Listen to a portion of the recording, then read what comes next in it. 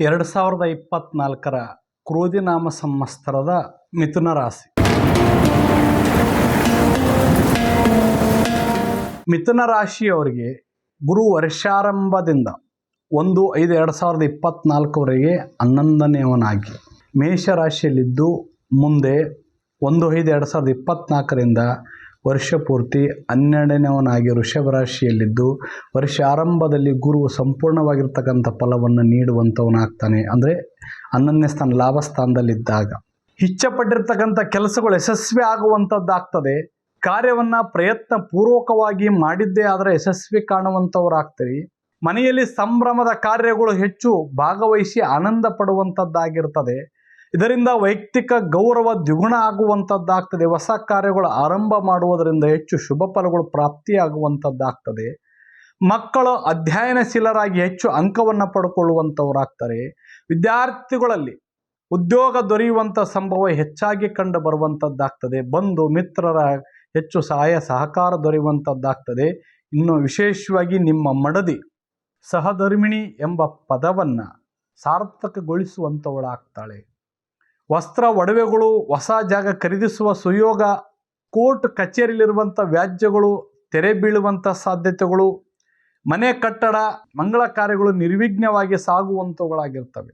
ಬ್ಯಾಂಕಿನ ಡಿಪಾಸಿಟ್ ಸುಯೋಗದಿಂದ ಹೆಚ್ಚು ಶುಭ ಫಲಗಳು ಪ್ರಾಪ್ತಿಯಾಗುವಂಥದ್ದಾಗ್ತದೆ. ನೀವು ದೀನ ದಲಿತರಿಗೆ ಬಡವರಿಗೆ ಸಹಾಯ ಮಾಡುವಂಥದ್ದಾಗಿರುವುದರಿಂದ ನಿಮ್ಮನ್ನು ಅವರು ಗೌರವದಿಂದ ಕಾಣುವಂಥವರಾಗ್ತಾರೆ. ಮಕ್ಕಳು ಕೂಡ ನಿಮ್ಮ ಕೆಲಸದಲ್ಲಿ ಬಂದು ನಿಮ್ಮ ಕೆಲಸವನ್ನು ದ್ವಿಗುಣಗೊಳಿಸುವಂಥವರಾಗಿರ್ತಾರೆ. ಪ್ರವಾಸದಲ್ಲಿ ಸೌಖ್ಯ, ತೀರ್ಥ ಕ್ಷೇತ್ರಗಳ ಸುಯೋಗ ಸಹ ಉಂಟು. ಇನ್ನು ವ್ಯಯಸ್ಥಾನದಲ್ಲಿ ಬಂದಾಗ ಕೊಂಚಿತ್ತು ಮಾಡುವಂಥ ಕೆಲಸದಲ್ಲಿ ಅಸಮಾಧಾನ, ಮನಸ್ಸು ಚಂಚಲತೆಯಿಂದ ಕೂಡಿರ್ತದೆ. ಸಮಾಧಾನ ಇರೋಂಗಿಲ್ಲ, ಏನು ಮಾಡಿದರೂ ಸಹ ತೃಪ್ತಿದಾಯಕವಾಗಿರೋಂಗಿಲ್ಲ. ಅಸಮಾಧಾನದ ಜೊತೆಗೆ ಮಾಡುವಂಥ ವ್ಯವಹಾರಗಳು ಪರಿಪೂರ್ಣ ಆಗದೆ ಮಧ್ಯೆ ಉಳಿಯುವಂಥದ್ದಾಗಿರ್ತದೆ. ಮತ್ತೊಬ್ಬರನ್ನ ಸೇರಿಸ್ಕೊಂಡು ಪಾರ್ಟ್ನರ್ಶಿಪ್ನಲ್ಲಿ ವ್ಯವಹಾರ ಮಾಡ್ತೀನಿ ಅಂತ ಹೋಗಿ ಎಷ್ಟೋ ಸಲ ಕೈ ಸುಟ್ಟುಕೊಳ್ಳುವಂಥ ಸಾಧ್ಯತೆ ಆಗಿರ್ತದೆ. ಉನ್ನತ ಮಟ್ಟಕ್ಕೆ ಹೋಗಬೇಕಾದ್ರೆ ಅಷ್ಟು ಪರಿಶ್ರಮ ಬೇಕು. ಪರಿಶ್ರಮ ಎಷ್ಟೇ ನೀವು ಪಟ್ಟರೂ ಸಹ ಪ್ರತಿಫಲ ಸಿಗದೇ ಇರುವಂಥದ್ದಾಗಿರ್ತದೆ. ಇನ್ನು ಶನಿದೇವ ವರ್ಷ ಪೂರ್ತಿ 9ನೇ ಸ್ಥಾನದಲ್ಲಿ ಬಂದು, ಅಂದರೆ ಕುಂಭರಾಶಿಯಲ್ಲಿ ಬಂದು ನಾಗಾಲೋಟಕ್ಕೆ ಕಡಿವಾಣ ಹಾಕಲು ಕಾರ್ಯದಲ್ಲಿ ಅಲ್ಪ ಪ್ರಮಾಣ ತೊಂದರೆಗಳು ಕಾಣಬಹುದು. ವೈಭವವನ್ನು ಮರಳಿ ಪಡೆಯುವ ಪ್ರಯತ್ನಿಸುವಂಥವರಾಗ್ತೀರಿ.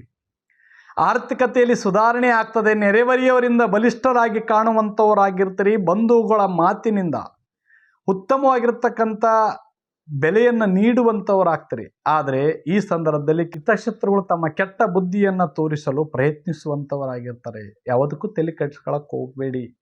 ಕಾರ್ಯ ಸಾಧನೆಯಲ್ಲಿ ಯಶಸ್ವಿ ಕಾಣುವಂಥವರಾಗಿರ್ತೀರಿ. ಇನ್ನು ಮಂಗಳ ವರ್ಷ ಆರಂಭದಿಂದ 23/4/2024 9ನೇವನು ಕುಂಭರಾಶಿಯಲ್ಲೇ ಇದ್ದು, ಅಲ್ಲಿಂದ 1/6/2024 ದಶಮ ಸ್ಥಾನದಲ್ಲಿ ಮೀನರಾಶಿಗೆ ಬಂದು, 12/7/2024 11ನೇ ಸ್ಥಾನ ಮೇಷ ರಾಶಿಗೆ ಬರುವುದರಿಂದ, ನಂತರ 12ನೇ ಸ್ಥಾನದಲ್ಲಿ ವೃಷಭ ರಾಶಿಯಲ್ಲಿರುವುದರಿಂದ ಕಾರ್ಯದಲ್ಲಿ ಯಶಸ್ಸು ಹುಮ್ಮಸ್ಸು ಕಟ್ಟಿಟ್ಟ ಬುತ್ತಿಯಾಗಿರುವಂಥದ್ದಾಗ್ತದೆ. ಇನ್ನು ರಾಹು ವರ್ಷ ಪೂರ್ತಿ 10ನೇ ಸ್ಥಾನದಲ್ಲಿ ಮೀನರಾಶಿಯಲ್ಲಿದ್ದು, ಈ ಹಿಂದೆ ಗಳಿಸಿದ ಕೀರ್ತಿ ಧನ ನಿಮ್ಮನ್ನು ಕಾಪಾಡುವಂಥದ್ದಾಗ್ತದೆ. ರಾಜಕೀಯದಲ್ಲಿ ಕಣ್ಣಾಮುಚ್ಚಾಲೆ ಆಟ ಆಡುವಂಥದ್ದಾಗಿರ್ತದೆ. ಮಹಿಳೆಯರಿಗೆ ಸಂಘ ಸಂಸ್ಥೆಗಳು ಹೆಚ್ಚು ಸಹಾಯ ಹಸ್ತ ನೀಡುವಂಥದ್ದಾಗ್ತದೆ. ಸರ್ಕಾರದ ಸವಲತ್ತುಗಳನ್ನು ಉತ್ತಮ ರೀತಿಯಲ್ಲಿ ಉಪಯೋಗಿಸಿಕೊಳ್ಳುವಂಥವರಾಗಿರ್ತೀರಿ. ಇನ್ನು ವಿದ್ಯಾರ್ಥಿಗಳು ಹೆಚ್ಚು ನಿಶ್ಚಿಂತೆಯಾಗಿರುವಂಥ ಯಶಸ್ಸು ದೊರೆಯುವಂಥದ್ದಾಗ್ತದೆ. ಹೊಸ ಉದ್ಯೋಗದತ್ತ ಯುವಕರು ಮುಖ ಮಾಡಿ ಹೋಗುವಂಥವರಾಗ್ತದೆ. ಧೈರ್ಯದಿಂದ ಕಾರ್ಯನಿರ್ವಹಿಸುವಂಥವರಾಗ್ತಿರ್ತೀರಿ. ಇನ್ನು ಮಿಥುನ ರಾಶಿಯ ಹೆಣ್ಣು ಮಕ್ಕಳುಗಳಿಗೆ ಕೆಟ್ಟ ಜನರ ಸವಾಸಕ್ಕೆ ಹೋಗಬೇಡಿ, ಅವರು ಮೋಸಕ್ಕೆ ಹೋಗಬೇಡಿ. ವಿದ್ಯಾರ್ಥಿಗಳು ಉತ್ತಮವಾಗಿ ವಿದ್ಯಾಭ್ಯಾಸವನ್ನು ಮಾಡಿ ವಿದ್ಯಾರ್ಜನೆಯನ್ನು ಪಡ್ಕೊಂಡು ಜ್ಞಾನವಂತರಾಗಿ ಒಳ್ಳೆಯ ಜನರೊಂದಿಗೆ ಮಾತ್ರ ಸ್ನೇಹ ವೃದ್ಧಿ ಬೆಳೆಸಿಕೊಳ್ಳುವಂಥದ್ದು ಉತ್ತಮ. ಒಳ್ಳೆಯ ಸಂಸ್ಕಾರ, ದಾನ ಧರ್ಮ, ಪೂಜೆ ಪುನಸ್ಕಾರಗಳಿಂದ ಹೆಚ್ಚು ಶುಭ ಫಲಗಳನ್ನು ಅನುಭವಿಸುವಂಥವರಾಗ್ತಾರೆ. ಅಪರಿಚಿತರೊಂದಿಗೆ ಹೆಚ್ಚು ಸಲಿಗೆಯಿಂದ ಇರುವಂಥದ್ದು ಒಳ್ಳೆಯದಲ್ಲ. ಯಾರೊಂದಿಗೆ ಸಹನೆಯಿಂದ ವರ್ತಿಸ್ತೀರೋ ಅವರು ನಿಮಗೆ ಬೆಲೆಯನ್ನು ಜಾಸ್ತಿ ಕೊಡುವಂಥವರಾಗ್ತಾರೆ. ಖರ್ಚು ಕಡಿಮೆ ಮಾಡಿ ಹಣವನ್ನು ಉಳಿತಾಯ ಮಾಡೋದ್ರ ಕಡೆ ಮನಸ್ಸನ್ನು ವಿಲೀನಗೊಳಿಸುವಂಥದ್ದು ಒಳ್ಳೆಯದು.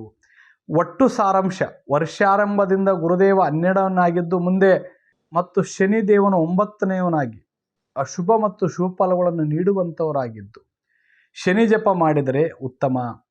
ಆಶ್ವೀಜ ಹಾಗೂ ಕಾರ್ತೀಕ ಮಾಸ ಉತ್ತಮವಿರುವಂಥದ್ದು. ಒಟ್ಟು 10 ಅಣೆ ಶುಭ ಫಲಗಳು. ನಿಮಗೆ ಆಷಾಢ ಮಾಸದ 2, 7, 12ನೇ ತಿಥಿಗಳು ಸೋಮವಾರ ಸ್ವಾತಿ ನಕ್ಷತ್ರ ಘಾತಕವಾಗಿರ್ತಕ್ಕಂಥವುಗಳು.